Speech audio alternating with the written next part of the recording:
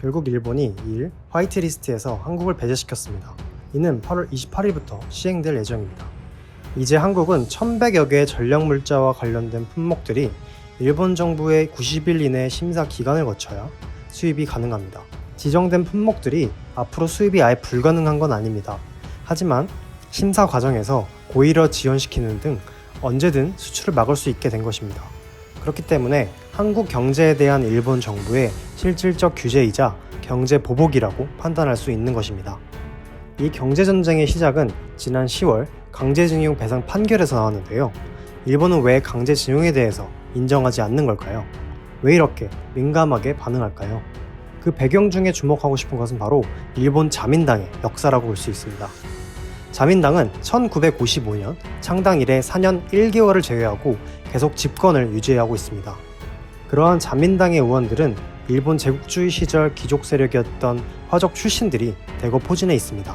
그중 중심에는 조슈번과 사스마번이 있는데요. 현재 아베 총리가 속한 세유아파는 아베 총리의 외조부 기시 노부스케가 형성한 파벌입니다. 이 세유아파는 조슈번의 후손들로 구성되어 있습니다. 이 조슈번은 한국을 정벌해야 한다는 정한론을 펼친 아쇼다 쇼엔의 제자들이기도 합니다. 아베 총리는 도쿄에서 태어났지만 지역구는 야마구치현입니다. 그의 가문이 이곳 출신이기 때문입니다. 야마구치현은 메이지 유신이 일어나기 전에는 조슈번이라 불렀고 요시다 쇼엔은 이곳에서 1857년부터 제자들을 가르쳤습니다. 그 유명한 이토 히로부미도 요시다 쇼엔의 제자이며 요시다 쇼엔이 어떤 생각을 했던 사람인지는 인터넷에 찾아보시면 쉽게 찾아보실 수 있으실 겁니다. 조슈번은 일본 제국의 육군을 장악합니다.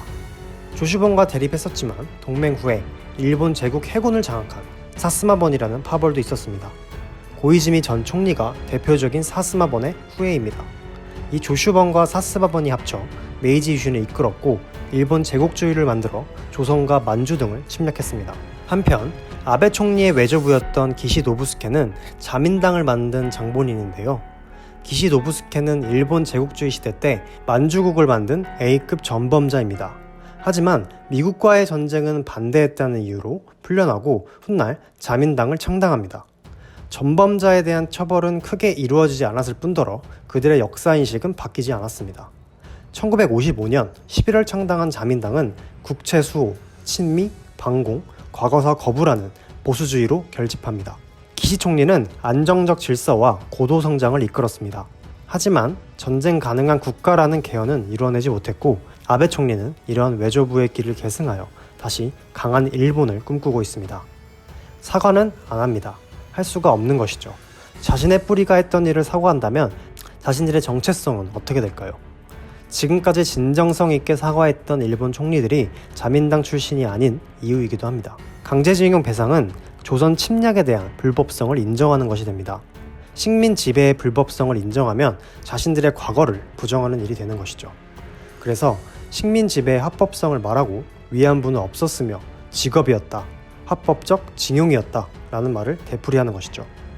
자민당의 뿌리가 그렇기 때문에 사과를 한다는 것은 일본 우익 세력의 지지를 받지 못할 뿐만 아니라 자신의 정체성 또한 부정하는 것이기에 사과는 생각조차 안 하는 것이라 생각됩니다. 일단 일본 국민들이 아베 정권을 지지하는 이상 그들에게 진정성 있는 사과를 받는 일은 힘들 것 같습니다.